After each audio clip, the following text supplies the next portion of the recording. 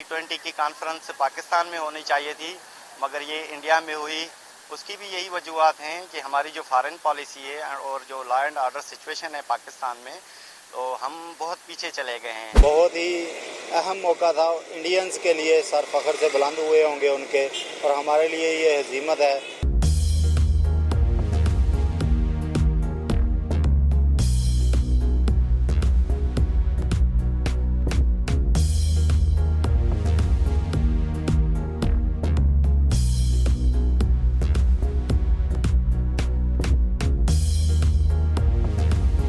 गया है और इस तरह दूसरे सरबराह मुल्क आए तो पहली दफा बड़े अरसे बाद आते हैं, तो ये एक ऑनर होता है उस मुल्क के लिए, जिस मुल्क में पूरी दुनिया के जो 20 मुल्कों के जो टॉप 20 हैं वो लोग पहुंचते हैं और वो पहुंच के एक ऑनर तो होता है उसका। लेकिन देखिए, बहरहाल मैंने जिस तरह कहा कि मईशत के ऊपर फर्क तो आता है, जारी बात, वो मैंने जैसा कि सौदे होते हैं तो उसका इंडिया को फायदा तो होगा, ऐसा नहीं है कि नहीं उसको फायदा होगा, इंडिया को बहुत फायदा होगा और इसका फायदा है उसको। बिल्कुल बुलंद होगा, इसलिए कि एक तो वो मीडिया में सामने आए हैं इस हवाले से, जो बहुत सारे बाहर से मौलवियों से भी शहजादा आए, सऊदी अरब का जो शहजादा है वो आए। बहुत सारे लोग ये भी एक्सपेक्ट कर रहे थे कि यहाँ जब वक्त पड़ेगा तो यहाँ भी आएंगे, जाहिर है वहाँ था प्रोग्राम तो उन्होंने तो वहाँ ही आना था। लेकिन मैं समझता हूँ कि पूरी दुनिया में जब इतनी बड़ी कॉन्फ्रेंसेज होती हैं जो माशी सतह पे हों, तो वो तो जाहिर है पूरी दुनिया में उनका चीज़ें जो है ना, लोग उनको उसी अंदाज से देखते हैं कि ये आगे बढ़ रहे हैं लोग और उसमें काम कर रहे हैं। लेकिन इसके बावजूद मैं समझता हूँ कि पाकिस्तान भी जो मौजूदा बहरान से हम गुजर रहे हैं, ये उसके लिए बहुत बड़ा चैलेंज बन जाएगा। किस्मती से यही हो रहा है। 73 ईयर्स 75 ईयर्स बोल लें आप, पाकिस्तान की जो हमारी फॉरेन पॉलिसी है वो उस पे जो है हम शायद नाकाम रहे हैं। इसी वजह से आपके पड़ोसी ममालिक में एक G20 की कॉन्फ्रेंस हो रही है, जहाँ पे जो है तरक्की पजीर ममालिक हैं शिरकत कर रहे हैं, मगर पाकिस्तान को कान तक जूं तक जो है आवाम को पता नहीं है कि आपके पड़ोस में क्या हो रहा है। तो होना ये चाहिए था कि ये G20 की कॉन्फ्रेंस पाकिस्तान में होनी चाहिए थी, मगर ये इंडिया में हुई। उसकी भी यही वजूहत हैं कि हमारी जो फॉरेन पॉलिसी है और जो लॉ एंड ऑर्डर सिचुएशन है पाकिस्तान में, तो हम बहुत पीछे चले गए हैं।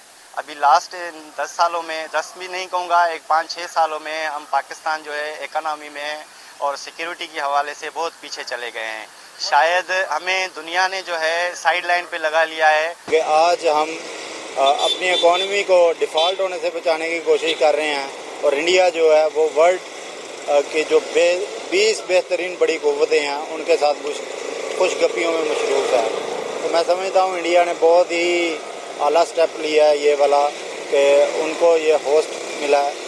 बहुत ही अहम मौका था इंडियंस के लिए, सर फख्र से बुलंद हुए होंगे उनके, और हमारे लिए ये हज़ीमत है कि हमने सारा कुछ होने के बावजूद वही कुदरती वसाइल जो इंडिया के पास हैं वही हमारे पास हैं, सेम डेमोग्राफी है।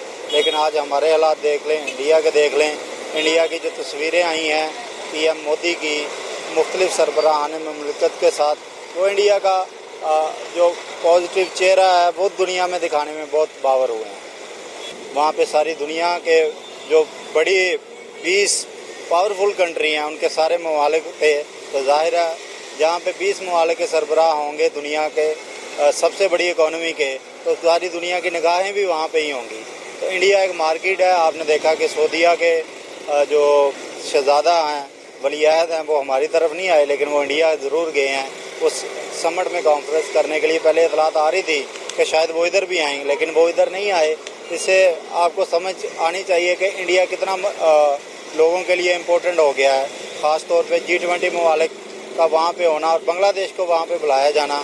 एक मैं कहता हूँ चंबे की बात है, पाकिस्तान को मदऊ भी नहीं किया गया, और जैसे बिलावल को वहाँ पे बुलाया गया था इससे पहले, तो उनके साथ जो किया गया, उनको दहशतगर्द तक कहा गया और पूरी दुनिया को भी पैगाम दिया गया। बेशक वो एक सफारती लैंग्वेज नहीं थी, लेकिन फिर भी आप देखें कि उन्होंने इसको ना सिर्फ डिफेंड किया, बल्कि जो 780 थी कश्मीर को, उसको भी हटा दिया। उन्होंने बताया कि हमारा एक जुडिशल सिस्टम भी मजबूत है, हम दुनिया की सबसे बड़ी इकॉनमी बनने जा रहे हैं, दूसरी तीसरी, पहले पे अमेरिका, दूसरे पे चाइना, तीसरे पे इंडिया क्लेम कर रहा है कि हम आइंदा 5-10 सालों में वो अचीव कर लेंगे। इजराइल उनके पीछे है, इसमें कोई शक नहीं कि जितना भी मोदी के ख़िलाफ़ प्रोपेगेंडा था उसमें इसराइल का भी बुनियादी किरदार है, उनकी तरक्की में भी उन्होंने अमेरिका से भी फ़ायदे लिए हैं। और अब देखें नई जहतें खुल रही हैं, सी पैक के अल्टरनेट चीज़ें आ रही हैं।